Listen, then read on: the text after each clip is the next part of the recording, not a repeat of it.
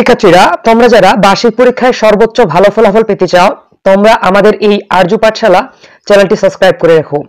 এই চ্যানেলে তোমরা তোমাদের বার্ষিক পরীক্ষার আগের রাতে সকল বিষয়ের গুরুত্বপূর্ণ সাজেশন পেয়ে যাবে। আসসালামু আলাইকুম প্রিয় শিক্ষার্থীরা, আরজু পাঠশালা নতুন একটি ক্লাসে তোমাদের সবাইকে স্বাগতম।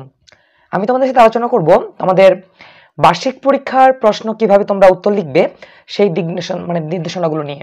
তোমরা এখনো অনেকেই আছো যাদের পরীক্ষা এখনো অনুষ্ঠিত হয়নি, তারা এখন চিন্তিত আছো যে তোমরা তোমাদের পরীক্ষার খাতায় কিভাবে তোমাদের উত্তরগুলো করবে। তো সেই চিন্তা দূর করতে আমি আজকে তোমাদের সাথে সেই জিনিসগুলো আজকে শেয়ার করব। আশা করছি আজকের এই ক্লাসটি তোমাদের বেশ উপকারী আসবে। তো শিক্ষার্থীরা, তোমরা যদি এরকম নিত্য নতুন তোমাদের পড়াশোনা বিষয়ক টিপস এবং গুরুত্বপূর্ণ সাজেশন পেতে চাও, তাহলে আমাদের এই চ্যানেলটি সাবস্ক্রাইব করে রাখো।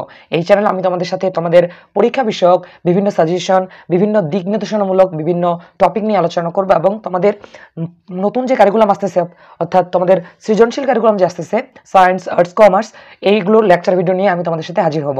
তো চলো আজকে ক্লাসে শুরু করে দিই। দেখো, আমরা বার্ষিক পরীক্ষায় প্রশ্ন কিভাবে লিখবো, এখানে আমি বেশ কয়েকটি তোমাদের টিপস শেয়ার করেছি। তোমরা যদি এই টিপসগুলো ফলো করতে পারো এবং তোমাদের পরীক্ষায় যদি লিখতে পারো, তাহলে তোমরা সর্বোচ্চ নাম্বার করতে পারবে এবং তোমরা ক্লাস টপার হতে পারবে। দেখো, প্রথমে যে টিপসটি রয়েছে যে বহু নির্বাচনী প্রশ্নগুলো সঠিক উত্তরটি খাতায় লিখতে হবে। আই রিপিট, যে বহু নির্বাচনী যে প্রশ্নগুলো আছে সেগুলো তোমাদের সঠিক উত্তরটি খাতায় লিখতে হবে। গত বেশ কয়েকটি এর আগের যে পরীক্ষাগুলো ছিল তখন মূলত ওএমআর দেওয়া হতো, কিন্তু এবারে কিন্তু ওএমআর দেওয়া হচ্ছে না। তাই তোমাদের বহু নির্বাচনী যে প্রশ্নগুলো আছে সেগুলো সঠিক উত্তরগুলো তোমাদের অবশ্যই খাতায় লিখতে হবে। তো 2 নম্বর যে টিপসটি রয়েছে যে এক কথায় প্রশ্ন উত্তর, এক কথায় যে প্রকাশে যে শুধুমাত্র একটি প্রশ্নগুলো রয়েছে, শুধুমাত্র একটি উত্তর লিখতে হবে এবং এক কথায় উত্তর লিখতে হবে।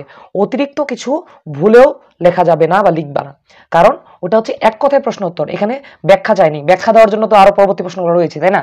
তার জন্য আমরা কি করব, বহু নির্বাচনী প্রশ্ন এবং এক কথায় প্রশ্ন উত্তরগুলো জাস্ট এক কথায় উত্তর দেওয়ার চেষ্টা করব। এখানে ব্যাখ্যা বা বিবৃতি করার কোনো বিষয়বস্তু নাই। আশা করি বুঝতে পেরেছ। তো এবার আমরা পরবর্তী যে টিপসগুলো রয়েছে ওগুলো আলোচনা করে। দেখো, সংক্ষিপ্ত প্রশ্ন উত্তর, এটা হচ্ছে 3 থেকে 4 লাইনের মধ্যে শেষ করব। অর্থাৎ তোমাদের যে সংক্ষিপ্ত প্রশ্নগুলো আছে যেটাতে 2 মার্ক রয়েছে, তো সেটাতে আমরা মূলত 3 থেকে 4 লাইনের মধ্যে শেষ করার চেষ্টা করব। এখানে বড় করার কোনো দরকার নেই, কারণ মার্ক তো আহামরি নেই, মাত্র 2 মার্ক রয়েছে, তাই না? তার জন্য আমরা কি করব, 3 থেকে 4 লাইন, সর্বোচ্চ যদি লিখতে পারো তাহলে 5 লাইন লিখবা, এই লাইনের মধ্যে শেষ করব। এবং সংক্ষিপ্ত প্রশ্নগুলো বেশি লিখেও সময় নষ্ট করা যাবে না, কারণ এখানে মার্কটা সীমিত। আশা করি বুঝতে পেরেছো। তো এরপরে যে টিপসটি রয়েছে সেটা হচ্ছে রচনামূলক প্রশ্ন 8 থেকে 10 লাইনের মধ্যে লেখার চেষ্টা করব। অর্থাৎ এখানে মোটামুটি তোমরা যদি 1 পৃষ্ঠা লিখতে পারো মোটামুটি ভালো হয় আর কি। তাহলে 2 থেকে 3 প্যারা করে লিখতে হবে, বেশি নম্বর পাওয়া যাবে। তাহলে তোমরা যদি 2 থেকে 3টি প্যারা লিখো, প্যারাগুলো কেমন হবে আমি তোমাদের সাথে শেয়ার করি। দেখো, প্রথম প্যারাটা দেখো, প্রথম নাম্বার প্যারা শুধু মূল ভাবের উত্তর লিখতে হবে, ঠিক আছে? শুধুমাত্র মূল ভাবটা কি প্রকাশ পেয়েছে সেটা লিখতে হবে। তো দ্বিতীয় প্যারার মধ্যে লিখবা যে উত্তরগুলো লাইন লিখতে হবে, ওই মূল ভাবটা আলোকে তোমার যে পাঠ্য বই রয়েছে সেই পাঠ্য বইয়ের আলোকে তোমাদের একটু লাইনগুলো ব্যাখ্যা করতে হবে। ব্যাখ্যা করা হচ্ছে দ্বিতীয় প্যারা।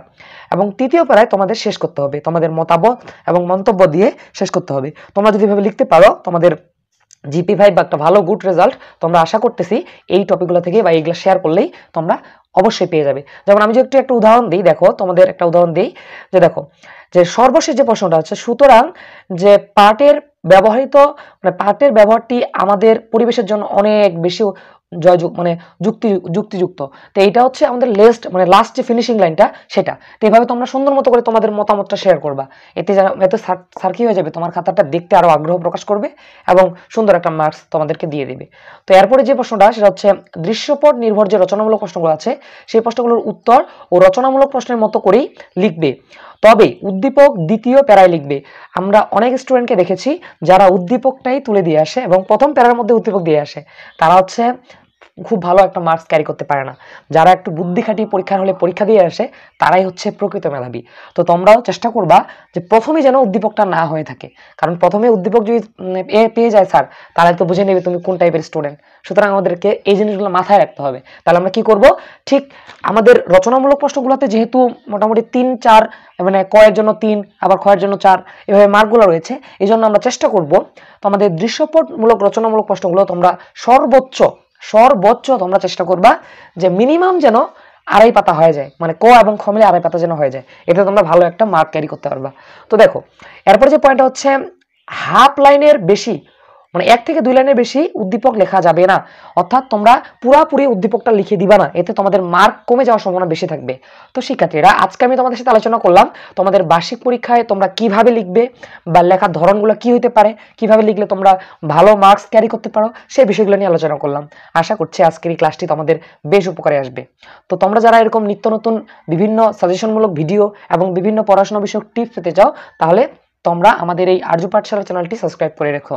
এই বিষয়ে আমি তোমাদের এই চ্যানেলে আমি তোমাদের সাথে তোমাদের শিক্ষা বিষয়ক বিভিন্ন আলোচনা করব। তো পরবর্তী ক্লাসের আমন্ত্রণ জানিয়ে আজকের এই ক্লাসটি আমি এখানে শেষ করছি। দেখা হবে অন্য কোনো ক্লাসে। আসসালামু আলাইকুম।